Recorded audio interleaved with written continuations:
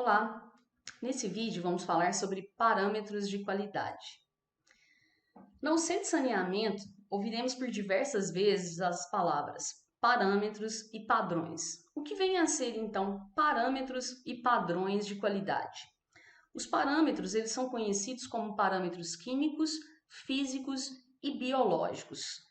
E o que são então os padrões de qualidade? Os padrões de qualidade, eles são constituídos por um conjunto de parâmetros e os seus respectivos limites, os seus valores limites, como, por exemplo, a concentração de poluentes em relação aos resultados de um determinado exame de amostra, eles são comparados com a qualidade da água para um determinado fim. Então, sempre que eu preciso de comparar os parâmetros e os padrões de qualidade, eu tenho que saber qual que é o fim preponderante daquela água. Quando a água é utilizada para consumo humano no Brasil, utilizamos a portaria 2914 do Ministério da Saúde.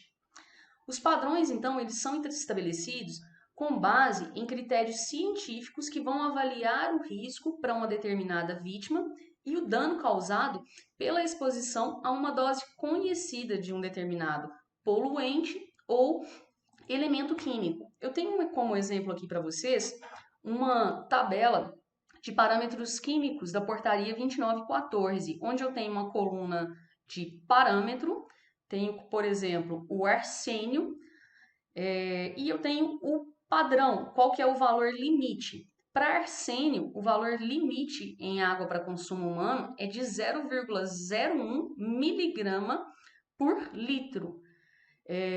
O cianeto, por exemplo, ele é de 0,07 miligrama por litro. E assim por diante, a portaria 2914, ela traz uma gama de parâmetros químicos a serem avaliados na água para consumo humano. O grau de poluição das águas, então, ele é medido por meio das características físicas, químicas e biológicas das impurezas existentes. E, por sua vez, elas são identificadas por parâmetros de qualidade da água. Para consumo humano, trabalharemos então com a portaria 2914 de 2011. Temos então parâmetros utilizados para caracterizar, por exemplo, águas de abastecimento, águas residuárias, que são os efluentes domésticos, efluentes industriais, mananciais. Os mananciais podem ser os mananciais que vamos utilizar para captação e os corpos receptores. Para águas residuárias, vamos ver que tem as resoluções CONAMA específicas. Por exemplo, a 430 de 2011, ela vai trazer os limites, os parâmetros e os padrões limites para lançamento dos efluentes em corpos receptores. Para isso, temos que saber qual que é a classe daquele corpo receptor, que já vai ser estabelecida pela resolução 357 do CONAMA. Vamos ter um vídeo específico dessas resoluções para que vocês possam entender melhor. Alguns parâmetros físicos, eles são conhecidos como parâmetros organolépticos, que são aqueles que o ser humano ele é capaz de identificar pelo seu sentido, como, por exemplo, pelo olfato, pela visão e pelo paladar, que é cor, sabor e odor.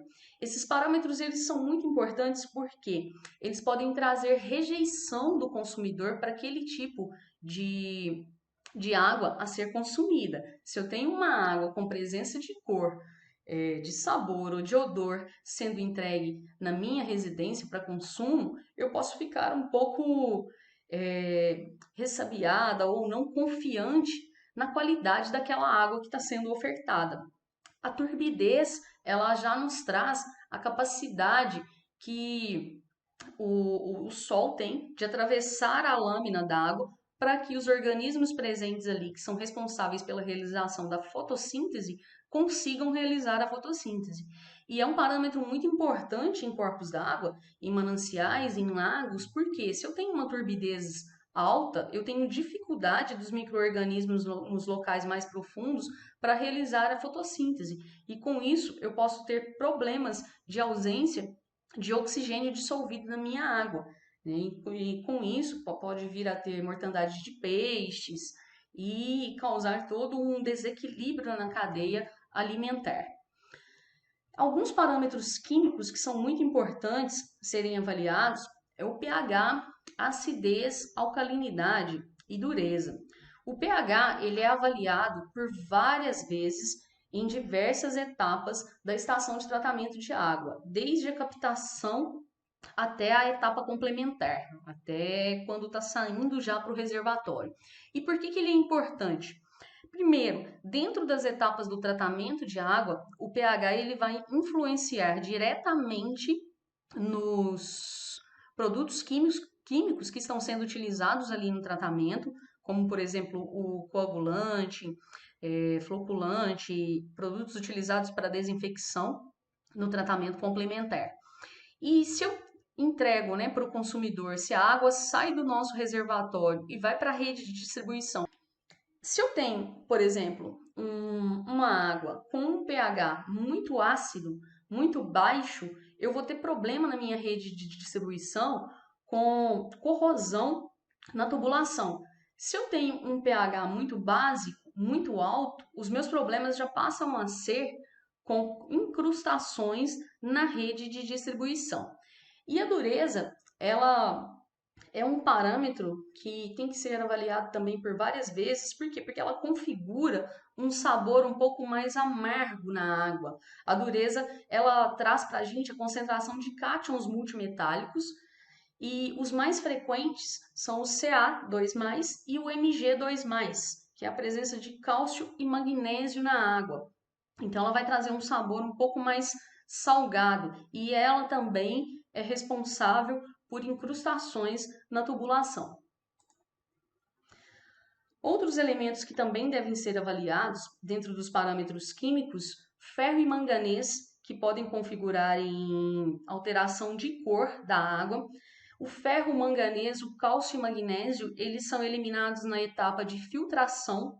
Então, por isso que é muito importante seguir todas as regras de retrolavagem do filtro e principalmente os períodos de troca do leito filtrante, né, que vai depender aí do fabricante quantas vezes a cada 2 anos, normalmente 3, que deve se trocar esse leito filtrante. Vai depender muito também da vazão e do uso da ETA. Isso é definido por um técnico químico específico. O magnésio, nitrogênio, fósforo e potássio também são parâmetros químicos importantes serem avaliados no tratamento da água. O ferro manganês, por exemplo, ele é avaliado sempre após a etapa de filtração para saber a sua remoção dentro da ETA. E alguns outros parâmetros químicos, eles são avaliados em laboratórios. Mas dentro da ETA tem parâmetros químicos e físicos que são avaliados por diversas vezes diariamente, porque eles configuram problemas diretos no tratamento da água, sejam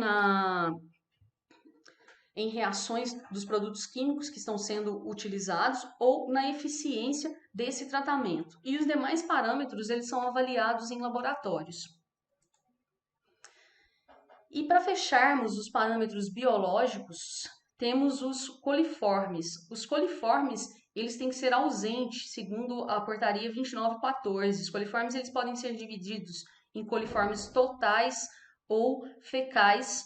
Para coliformes fecais, a gente tem o teste da bactéria Escherichia coli, que ela é uma bactéria encontrada no intestino de animais de sangue quente, né? Quando ela é identificada, então tem certeza que aquele coliforme encontrado, ele é um coliforme fecal. Então, tanto o coliforme total quanto o fecal, ele tem que ser ausente em águas de abastecimento. Algas também são parâmetros biológicos e organismos patogênicos. Os organismos patogênicos, eles são removidos na etapa complementar, onde utiliza-se o desinfectante. A ação esperada dele é para a remoção de organismos patogênicos. Então, quando a gente vai verificar quais são os principais parâmetros a ser avaliados, a primeira coisa que a gente tem que saber qual que é o uso preponderante para aquele tipo de água. Se eu tenho água que eu quero avaliar os parâmetros para as comunidades aquáticas, se são águas de rios ou de lagos, eu tenho os parâmetros específicos para essa avaliação. E quando eu falo de abastecimento urbano, eu tenho os parâmetros que são mais importantes serem avaliados durante toda a etapa de tratamento da água, bem como na distribuição para o consumidor. Quando a poluição da água ela resulta em prejuízo à saúde do homem, a gente fala que a água ela está contaminada. Porém, existe uma diferença entre poluição e contaminação. Para que eu possa dizer que a água ela está contaminada, eu preciso da presença de um determinado micro-organismo patogênico ou de elementos químicos que vão trazer contaminação para essa água. A diferença, então, entre poluição e contaminação é que a poluição ela é algo mais visível, eu consigo identificar ela a olhos nu. Agora, para que eu tenha certeza se uma água está contaminada ou não, eu preciso de análises quantitativas para identificar se eu tenho presença de algum elemento químico, radioativo, de substâncias patogênicas, ou não naquela água, para saber se ela está contaminada. Gratidão, espero que tenha ajudado vocês e até breve.